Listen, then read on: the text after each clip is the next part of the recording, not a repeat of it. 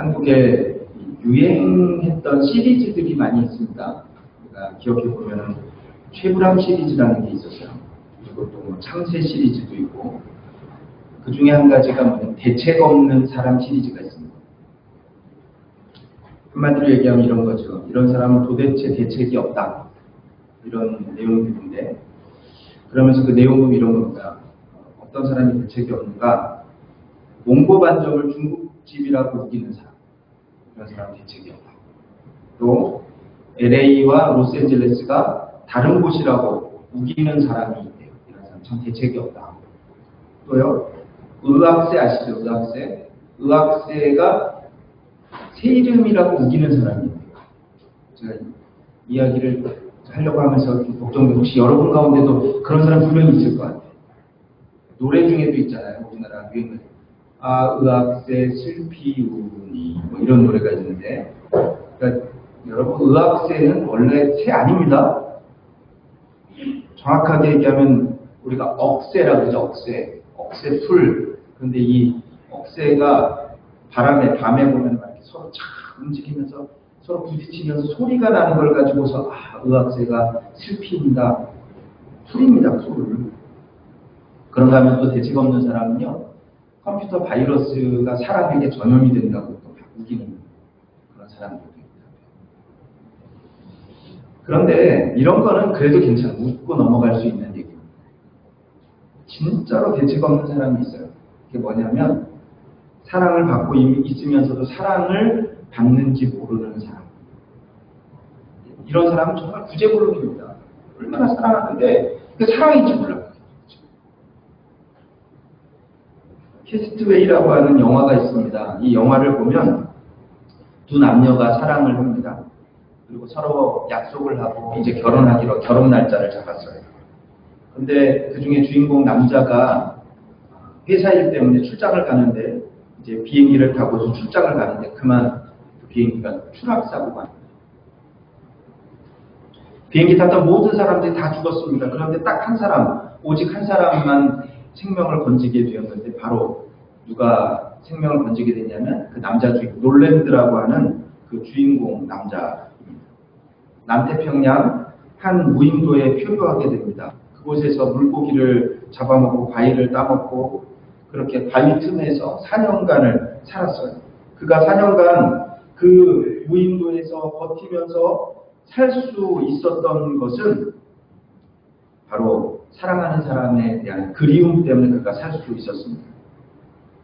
사랑 때문에 고통을 이길 수 있었고, 사랑 때문에 그는 그 긴 시간 4년을 견딜 수가 있었습니다. 겨우 이제 뗏목을 만들어서 이제 그 섬을 탈출을 합니다.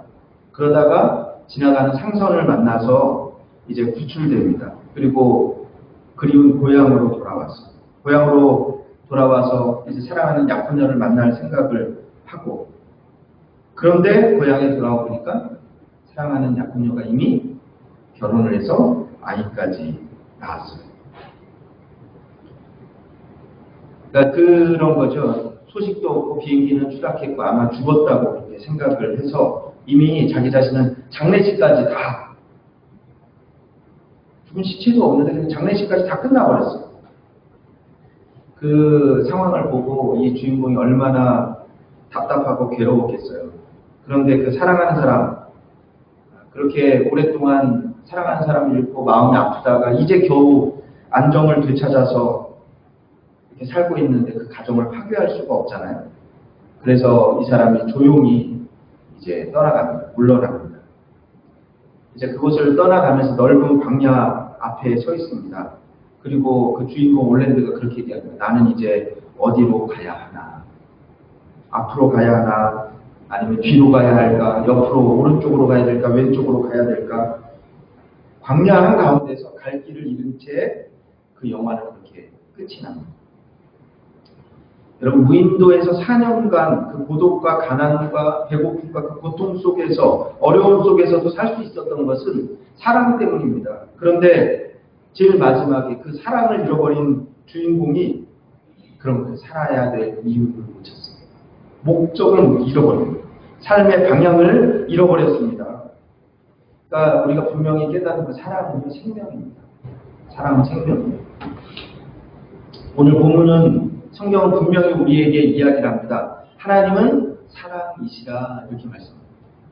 사랑 없이는 생명이 없습니다. 살 수 없습니다. 존재할 수 없지요. 생명을 유지할 수도 없습니다. 그런데 하나님은 우리를 사랑하십니다. 그 사랑 안에 우리가 살고 있습니다. 하나님은 우리에게 그렇게 말씀합니다. 내가 너를 사랑한다 그렇게 말씀하십니다. 그리고 그 구체적인 증거를 우리에게 보여주셨는데 요한복음 3장 16절 보면 하나님이 세상을 이처럼 사랑하사 독생자를 주셨으니 이는 저를 믿는 자마다 멸망치 않고 영생을 얻게 하여 하심이라.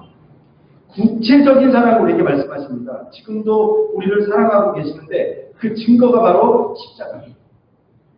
그 십자가와 부활을 기다리는 그 기간이 지금 사순절, 지난 수요일부터 시작이 됐습니다. 여러분, 동물과 인간의 차이가 어디에 있습니까? 동물적인 사랑 그리고 인간의 사랑은 차이가 있어요. 동물의 사랑은요, 본능에 의한 사랑입니다. 본능적인 욕구가 충족이 되면 그것으로 만족하면 더 이상 바랄 것이 없어요. 이제는 행복한 것이죠. 여러분, TV 프로그램 중에 우리가 잘 아는 동물의 왕국이라는 프로그램이 있잖아요. 넓은 벌판에 동물들이 살아갑니다. 아프리카에. 사자가 있어요. 사자는 항상 사냥을, 대부분 사자의 삶을 보면, 동물의 왕국을 보면 둘 중에 하나예요. 사냥을 하거나 잠을 자고. 그러니까 사자는요, 배고플 때만 사냥하는 거 아세요? 배가 채워지면 옆에 아무리 맛있는 먹이가 지나가도 절대 건드리지 않습니다. 사자 떼가 있어요. 사자 떼를 보면 사자는 숫사자 한 마리, 그리고 여러 마리의 암사자, 그리고 새끼들 이렇게 이루어져 살아갑니다. 사냥은 누가 하냐면 암사자들이에요. 숫사자는 아무것도 안 해요. 딱 하나, 그게 뭐냐면 가족을 지킵니다. 외부의 다른 사자들의 공격으로부터, 다른 동물로부터 이 자신의 떼를 지키는 것, 무리를 지키는 게 바로 숫사자입니다. 가족을 지키느라고 얼마나 고생을 하는지 모릅니다. 왕이요, 왕권을 가지고 있습니다. 그런데 놀라운 것은 그 왕권은요, 겨우 2년이면 끝납니다. 조금만 힘이 약해지면은 더 젊은 숫사자가 와서 그냥 점령해버립니다. 그러니까 사자라는 건 별로 편하지 않아요. 별로 편한 게 아닙니다. 얼마나 힘든지 동물적인 본능은 욕구를 충족할 때 비로소 편안합니다. 그때 행복합니다. 그러나 사람의 행복은 그렇지 않아요. 사랑을 깨닫는 데 있습니다. 사랑을 확인하는 데 있습니다. 그래서 어린아이들 보면요, 사랑을 자꾸 확인합니다. 그러니까 어린아이들이 무엇을 통해서 그렇게 하냐면 자꾸 스킨십을 통해서 사랑을 확인하는 거예요. 손을 잡기도 하고, 비비고, 안기고, 무릎에 안기도 하고, 자꾸 우리가 몸을 올라타죠. 그렇죠? 힘든데 자꾸 몸을 올라타요. 그게 왜 그러냐면 사랑을 확인하는 겁니다. 사랑을 확인하는 거예요. 근데 다 커서는 그러면 안 돼요. 그렇죠? 아이들은요, 엄마, 아빠가, 그리고 주변에 있는 모든 사람이 나를 사랑한다는 것을 깨달을 때 비로소 평안합니다. 행복합니다. 어려운 고난이 있어도 사랑만 확실하면 넉넉히 이길 수 있습니다. 그런데 그 사랑이 무너지면 더 이상 살 이유를 찾지 못합니다. 심리학자 로버스 스탠버스라고 하는 분이 사랑의 삼각이론이라는 이론을 발표를 했어요. 그러니까 참사랑은 정삼각형처럼 균형 잡힌 가운데 이게 참사랑이다, 그렇게 이야기를 합니다. 첫 번째 요소는 뭐냐면 친밀감이에요. 친밀감. 아까 얘기했잖아요. 아이가 사랑을 확인하는, 자꾸 이렇게 만지고 친밀한 거, 가깝게 느껴야 한다는 것입니다. 우리가 참 가깝다, 서로 이해한다, 내가 네 사정을 잘 안다, 네가 내 사정을 잘 알아준다, 친밀감을 느껴야지 이게 사랑이라는 겁니다. 그러니까 비록 멀리 떨어져 있어서도요, 여러분 친밀감만 있으면 되죠. 오늘 우리 방장님 기도하셨잖아요. 잠깐 이제 위에서 이야기하는데 방장님 여기 오셨고 가족들은 다 한국에 있고, 참 오랫동안 이 코로나가, 저는 좋아요. 장모님 안 가니까. 장모님은 지금 오랫동안 가족한테 못 가요. 제가 물었어요. 힘드시지 않나요? 그랬더니 장모님 그러시더라고요. 괜찮아요. 왜요? 매일매일 통화하고 또 같이 시간 되면 모여서 또 같이 말씀 나누고 기도하고. 두 번째는요, 열정입니다, 열정. 여러분, 사랑에 빠지면 열정 생기는 거 아시죠? 제가 예전에 어떤 사람 보았냐면, 이 원거리, 장거리 연애하는 사람 본 적 있어요. 혹시 본 적 있나요? 여러분도 그런 분이 있을까요? 한 명은 서울에 있고요, 한 명은 서천에 있어요, 서천. 아시죠? 그러니까 서울과 서천은 얼마나 길어요? 그런데 이분이요, 매주 대전을 내려가요. 그리고 그 여자분은 매주 대전을 올라오는 거예요. 항상 만나는 게 돼 있다는 게 어디냐면 대전이에요, 대전. 서울에서 가고 대전. 매주 금요일마다 가는 거예요. 전사님. 금요일마다 가가지고 간다고 또 그리고 금요일에 올라오고. 제가 보면서 그래서 야 정말 돈도 얼마나 많이 들겠어요. 근데 쉬지를 않아요, 쉬지. 또 혹시 무슨 일이 있으면요 전화가 와요. 전화 오면요 바로 대전까지 가요.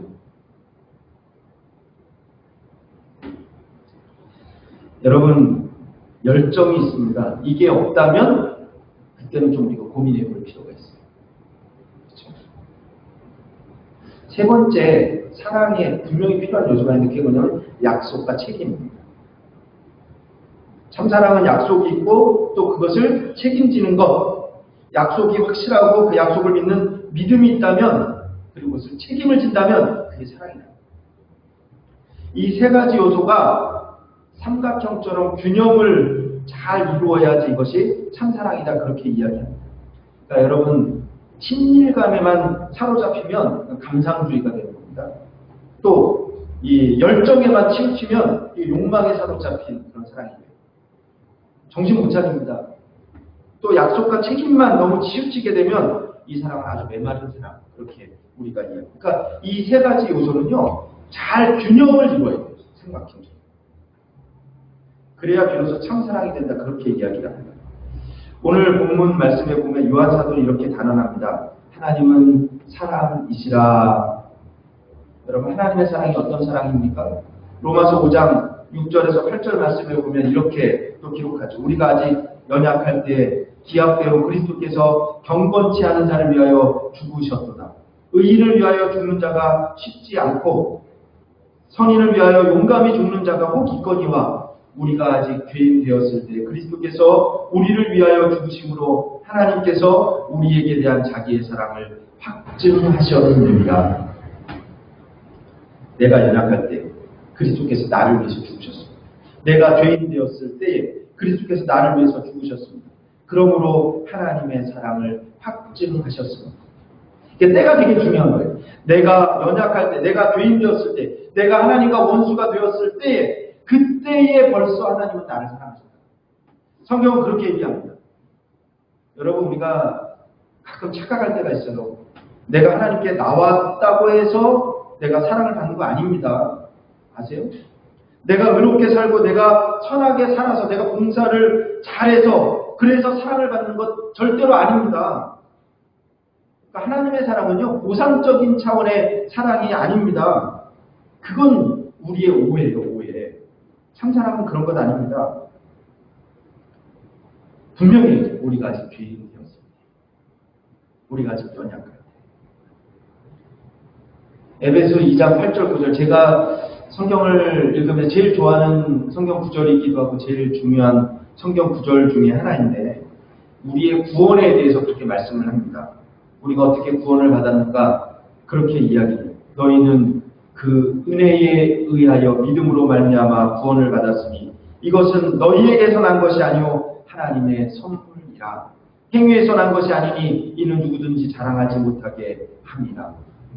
여러분 우리가 받은 구원, 우리가 받은 은혜, 우리가 받은 선물, 우리가 받은 사랑 여러분 우리에게서 난 것이 아니니까 내가 뭘 해서 받은 게 아닙니다. 행위에서 난 것이 아니다 이렇게 얘기합니다. 부모 자식의 사랑도 그렇죠. 그러니까 하나님의 사랑을 가장 많이 닮은 것이 부모 자식의 사랑 아니겠어요? 그렇죠? 내가 잘해서 사랑받습니까? 내가 잘나서 사랑받습니까? 아니요. 그러지 않아요. 저도 자녀를 키우고 오히려 더 부족하고 실수하고 문제가 있고 모자랄수록 더 마음이 가는 거 아니겠어요? 그렇죠? 집신장수, 우산장수의 이야기 우리 너무 잘 알잖아요. 그렇죠? 두 아들을 둔 어머니가 있어요. 이 어머니가 비가 오면 걱정을 집신장수 때문에 걱정해요. 그리고 날이 좋으면 늘 걱정해요. 누구요? 우산 장수 때문에 늘 걱정해요. 항상 걱정하는 거예요. 그러니까 지나가던 사람이 그 어머니 위로를 하면서 그렇게 얘기하잖아요. 뭐라고 그러냐면 거꾸로 생각해 보시죠. 비가 오면 이제 우산을 잘 팔겠구나. 그 기뻐하고 날이 좋으면 이제 집신이 잘 팔리겠구나. 기뻐하시면 될 거 아니냐고. 그러면서 그렇게 그렇다고 끝나는 얘기는 끝나는. 여러분 근데 그거는 잘 몰라서 하는 얘기니까요. 그런 게 어디 있어요 그게. 여러분 어머니를 몰라요 어머니를. 그렇죠? 어머니는요. 이 부모는요 항상 더 부족한 자식에게 마음이 가는 것 그거 아니겠어요? 그게 부모의 마음이라니까요. 그게 하나님의 마음이에요. 여러분. 그래서 제가 목회를 하면서 그런 거예요. 목회를 잘하는 것, 좋은 목사님 되는 것 다른 거 아니에요. 하나님의 마음을 잘 아는 거예요. 아버지의 마음을 잘 아는 것이죠. 그렇죠? 지난 금요일에 비가 억수로 쏟아졌어요. 정말 이게 억수로 쏟아졌어요. 저는 좀 인도네시아에서 그렇게 비가 밤새도록 막 그냥 제가 속으로 그래도 이러다 홍수나겠다. 그랬는데 이제 토요일 날 새벽에 이렇게 오는데요. 저 다리를 못 건너가지고 물이 차가지고요. 통제를 하더라고요. 입구에서 나왔어요. 근데 시간이 지나면서 그런가 성도들 가정 중에 혹시 비가 와서 어려웠다는 성도가 분명히 있겠구나. 저도 좋은 목회자가 되고 싶습니다. 아버지의 마음, 하나님의 마음을 소유하는 것. 좋은 신앙인도 역시 마찬가지. 하나님의 마음을 소유한 사람이 좋은 신앙인입니다. 마라톤이라고 하는 영화 아시죠? 옛날 마라톤. 거기에 보면 제가 그걸 보면서 참 감명 깊게 봤는데 거기에 제일 많은 사람들이 기억하고 있는 내용이 뭐냐면 그 부족한 아이를 둔 어머니의 고백이에요. 그런 내용이 나옵니다. 자폐아를 가진 모든 어머니의 소원이 뭔지 아십니까? 그렇게 됩니다. 자폐아를 가진 모든 어머니의 소원 그게 뭐냐면 그렇게 나와요. 그 아들보다 딱 하루 먼저 일찍 죽는 것입니다. 왜 그런지 여러분 다 아실 거예요. 여러분 부족하지만 사랑하는 거예요. 실수하지만 사랑합니다. 그것이 진실한 사랑입니다. 누가복음 15장에 보면 우리가 잘 아는 탕자의 이야기, 탕자의 비유. 집 나간 아들이 돌아오지 않아요. 왜 돌아오지 않는가? 그 내용에 보면 그런 거예요. 내가 이 모습으로 돌아갈 수 없다는 겁니다. 잘 되어서 돌아가야 되는데 이 모습으로 아버지께 돌아갈 수 없다는 겁니다. 그래서요, 자기가 배가 고프고 돼지를 치면서 그 돼지의 귀여운 열매를 막 이렇게 먹으면서 견디면서도 아버지 집으로 안 돌아가요. 그 속으로 그런 거야. 아버지 집에 가면은 종들을 또 맛있는 거 배불리 먹는데 그 안 가는 거야. 그러면서도 버티고 결국 마지막에 어쩔 수 없으니까 아버지께 돌아갑니다. 부끄러운 모습으로 돌아갑니다. 그리고 가서 아버지께 그런 거예요. 저는 하늘과 아버지께 죄를 지었기 때문에 저는 아버지의 아들 자격이 없습니다. 한 분의 하나로 여겨 주십시오. 그렇게 얘기합니다. 그러니까 탕자는 아마 그랬을 거예요. 내가 아버지를 어기고 아버지의 유산을 달라고 빼앗듯이 집을 나왔는데 아마 그때 아버지는 나를 버렸을 거야. 그렇게 생각을 했지. 아버지는 더 이상 나를 아들로 생각하지 않을 거야. 그런데 그거 아니에요. 아버지는요. 거기 보면 아들을 사랑해요. 여러분 돌아왔기 때문에 용서한 거 아닙니다. 아버지는요. 나간 그 순간부터 이미 용서하고 그 아들을 기다려요. 아들이 온다는 소식 들리니까 공부방까지 막 버선발로 뛰어나가는 거잖아요. 여러분 하나님의 사랑이 이렇게 표현이 되는 거죠. 캐시라고 하는 여자가 있어요. 여성이 있어요. 대학을 졸업했습니다. 그리고 한 남자를 만나 사랑에 빠졌어요. 그런데 그만 그 남자로부터 배신을 당했어요. 너무 마음이 아파서 결국 집을 나갑니다. 마음대로 살았어요. 몸을 귀하게 여기지 않았어요. 많은 남자들을 만나고 알코올 중독자가 되었어요. 그리고 결국 마약 중독자가 되었습니다. 그렇게 마음껏 자기 마음대로 10년을 살았습니다. 몸은 병들고 나이도 먹고 더 이상 살 수가 없어요. 아무도 이 여자를 거들떠보지도 않습니다. 그래서 이 사람이 죽으려고 자살을 결심해요. 자살을. 강물에 가서 이제 투신하려고 탁 뛰어들려고 하는 순간에 그 강물에 탁 어머니 얼굴이 탁 떠오릅니다. 그리고 생각합니다. 이 10년 동안 우리 어머니가 얼마나 늙으셨을까. 어머니를 보고 싶은 거예요. 그래서 이제 생각합니다. 내가 어차피 죽을 건데 죽기 전에 딱 한 번만 멀리서 어머니를 보고 죽자.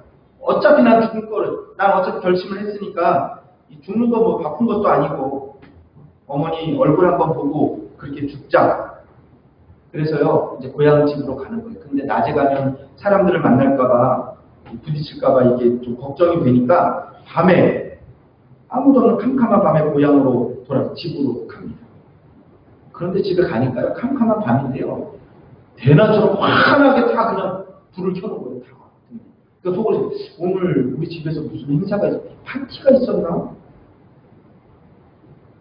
왜 우리 엄마가 저렇게 불을 다 켜놨지? 그런데 아무 소리도 안 나요. 조용한 거예요. 조용한. 아마 파티가 다 끝났나 보다 생각을 했어요. 무심결에 대문을 이렇게 살짝 밀었는데 문이 활짝 열리는 거예요. 아니, 대문을 잠그지도 않고 우리 엄마가 이렇게 주무시나 보다 그렇게 생각을 했어요. 그런데 그 대문 미는 소리에 어머니가 깨어났어요. 어머니가 막 뛰어나오면서 그럽니다. 키시야! 그러는 거예요. 키시야. 그래서 어머니에게 꼼짝없이 들렸습니다. 딸이 물어요. 엄마, 왜 이렇게 불을 많이 켜놨어요? 그때 엄마가 이렇게, 네가 집 나간 후로 10년 동안 밤에 한 번도 불을 끈 적이 없다. 한 번도 문을 잠그고 잔 적이 없다. 그때 비로소 이 키씨가 깨닫게 됩니다. 내가 집을 나가서 죄악 속에서 방황하는 동안에 엄마는 계속해서 이 못난 딸을 사랑하고 계셨구나 깨닫게 됩니다. 여러분, 돌아왔기 때문에 사랑하는 거 아닙니다. 죄악 중에 있을 때 이미 그 딸을 사랑합니다. 성경은 우리에게 말씀합니다. 우리가 먼저 하나님을 사랑한 것이 아니요, 하나님이 먼저 우리를 사랑하셨습니다. 나는 벌써 사랑을 받았습니다. 내가 죄인입니까? 그러면 더 사랑을 받습니다.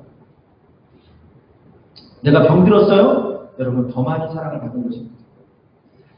어떤 분들을 만나면 그런 고백을 하는 거 우리가 들은 적이 많이 있어요. 나 교회 가고 싶지만 나 같은 죄인이 어떻게 교회 갑니까? 아니요. 죄인이니까 교회 가야죠. 그렇죠? 더 사랑을 받는 것입니다. 또 오늘 성경 말씀은 우리에게 이렇게 말씀합니다. 하나님이 이같이 우리를 사랑하셨은즉 우리도 서로 사랑하는 것이 마땅하도다.